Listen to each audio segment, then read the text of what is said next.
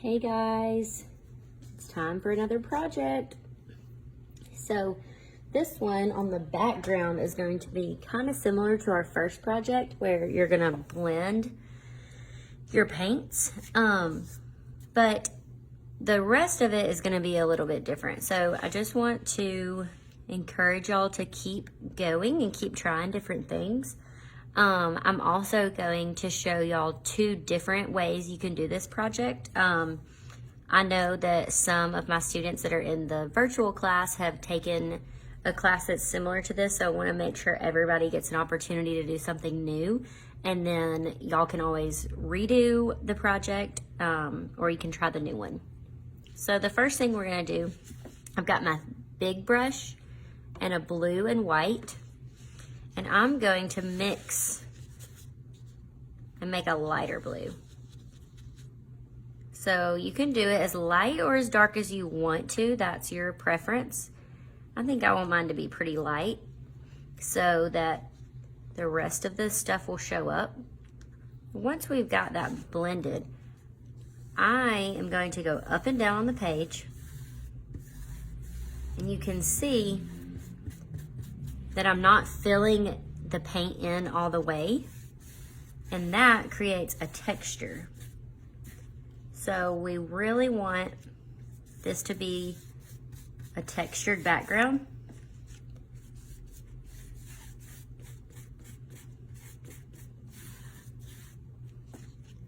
And I like to go all in one direction. So you don't want to do it like this or like this. Just go in one direction, up and down. And again, you might want to put something behind your paper because it is going to get on the table.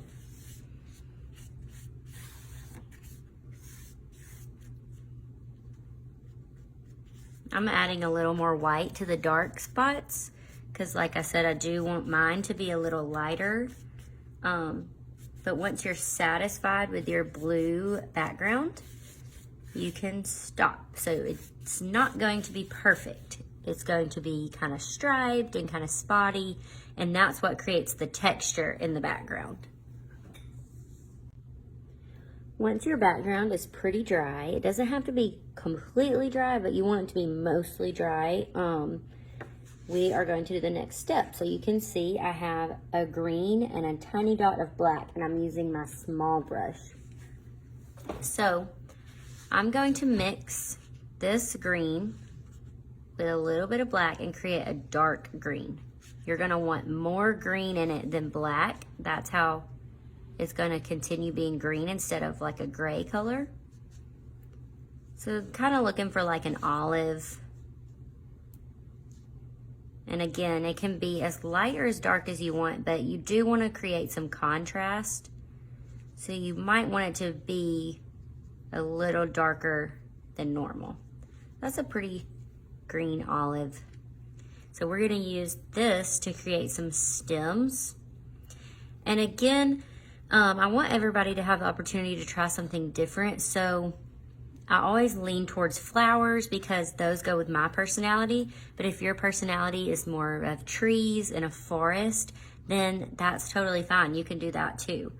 I may do a flower over here and a tree over here, but I do encourage y'all to pick one or the other. I just want to be able to show you both of them.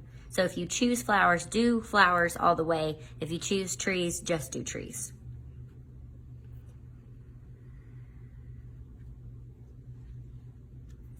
I'm gonna put a couple of different stems at different heights.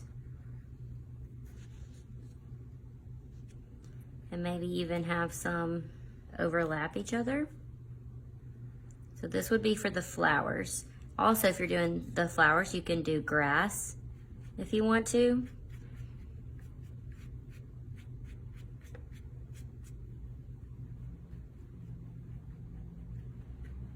Give it a little grass down there. Okay, so then if you're doing trees, I'm actually gonna do a little darker that's more black than it is green, because my flowers are going to be a different color, but your trees are going to be green, so you want to create that contrast. So now we've got like a dark hunter green for the trees. And I'm just gonna go straight, well, it doesn't have to be perfectly straight, you see, but straight up as you can get it. And I'm gonna do 2 at different lengths there too. If you wanna add a branch, you don't want too many branches, but you can add a couple of them.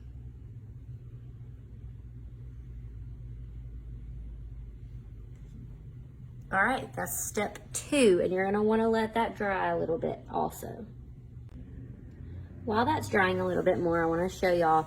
So we had cotton balls on the supply list, but that was mostly because I didn't think people were going to wanna waste their toilet paper since it was so hard to find. I prefer using balled up tissue paper like this, but if you don't wanna waste it and you wanna use your cotton balls, that's what those are for. So get your cotton balls out or grab you some toilet paper. And if you do the toilet paper, it's gonna be like this, and you just crumple it up, okay?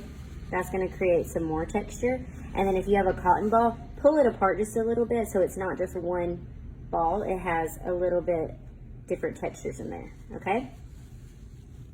So for the flowers, I am going to use this light pink. And you're just gonna dip, and you can kind of, like if you have too much paint on there, you can dab some of it off. And you're going to create your flowers with either your tissue paper or with your cotton ball. And I am using the pink because I love pink, but again, if you want a different color, that's totally fine. If you wanna do multiple colors, that's fine. I would just encourage you to do one at a time and let the other one dry before you try a new one. So I might have had a little too much paint on my tissue paper there. Also, if you're gonna do 2 colors, use 2 different tissue papers or cotton balls because you don't wanna mix them up too much. So that one's kind of used up. I'm gonna get a new one. And this one's actually a little big. You can make them as big or as small as you need for your flower size.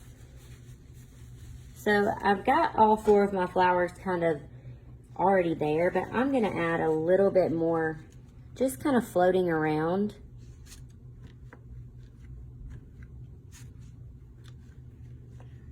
Maybe like they're floating in the wind.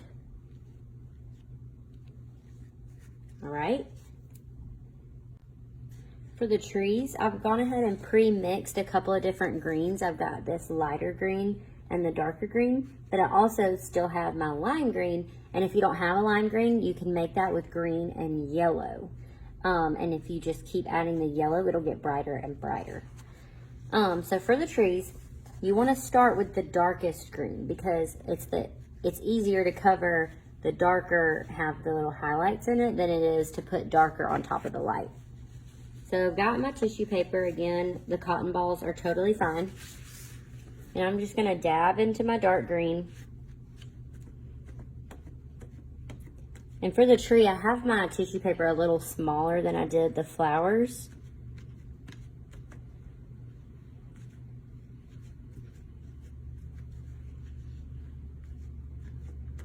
And you're gonna make smaller but more of the little branch leaves. And they can come all the way down too. I'm kind of running out of my dark green.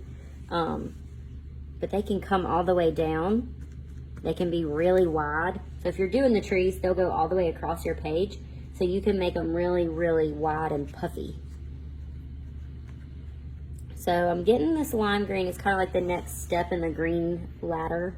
And if your tissue paper is not used up or your cotton ball is not used up, you can use the same one until it is for these because the colors are going to blend together anyway.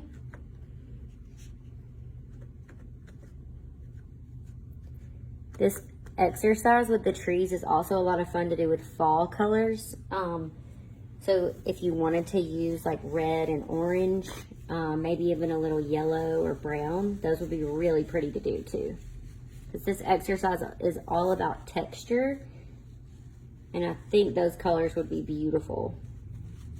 Okay, so I'm gonna get my lighter green.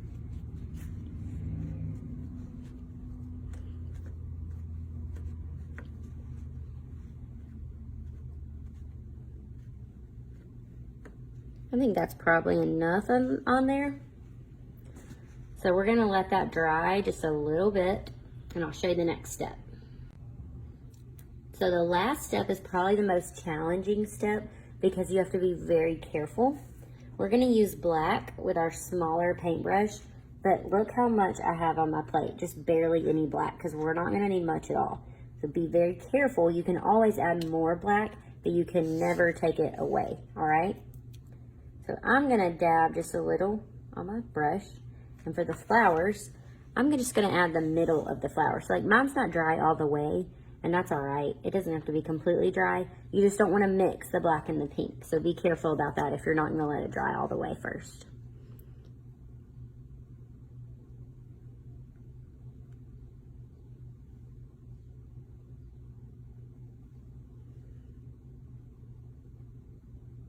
You just wanna set those dots on top, okay? Then I've got these little flowers down here floating around.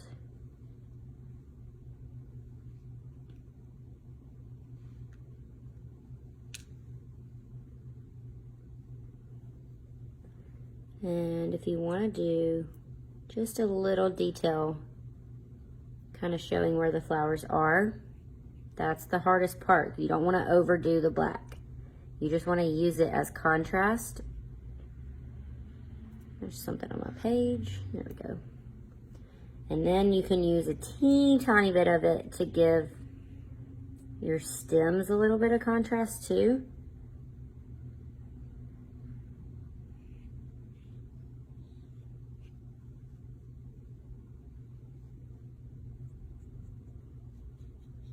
But just barely any, okay? And if you're doing the trees, you're also just gonna barely dab your small paintbrush, and you're just gonna give these trunks and branches a little more contrast. See, they're kind of getting lost in the leaves there. You want them to be a little lost, but not completely. You still want people to be able to see.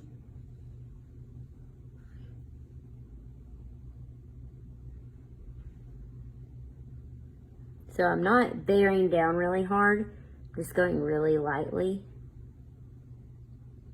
Okay.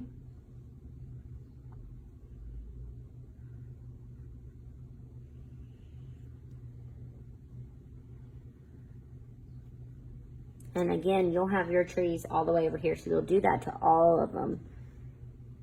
You can even add just little branches if you didn't do enough of them. But you don't want the black to overpower anything.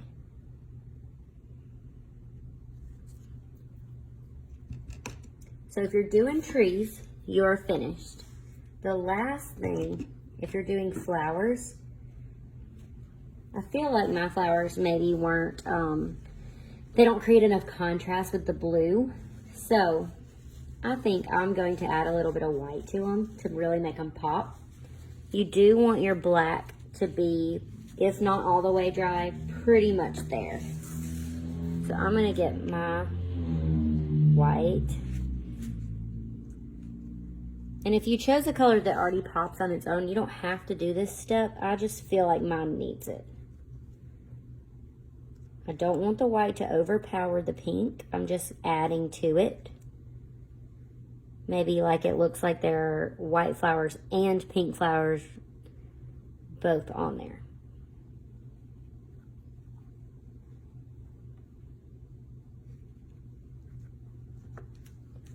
So now it pops a lot more.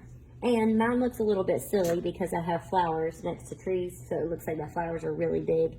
But like I said, you're just gonna choose one or the other, or you can do two separate pieces and do both of them. So it's kind of like a 2-in-1. This is the project that we've done before in my classes. It's a little bit different than what we just did, but it uses the same technique. So these are cherry blossoms. And if you haven't done this project before and you want to, you're gonna use blue and white for the background. So this is the dark blue, and you blend it all the way down, almost to completely white, like a really light blue. That's the background. And once that dries completely, the next step is we got our small brush and did the branches in black. And then again, we used our cotton balls or our tissue paper And we got kind of a little bit of a darker pink than what I just used. And do the pink first and then the white on top, just like the other. And then you have cherry blossom leaves, and it's kind of like the stems are coming out and it's a really zoomed in shot, whereas our flowers were coming up from the ground like that. But that's a different option if you've never done this one before.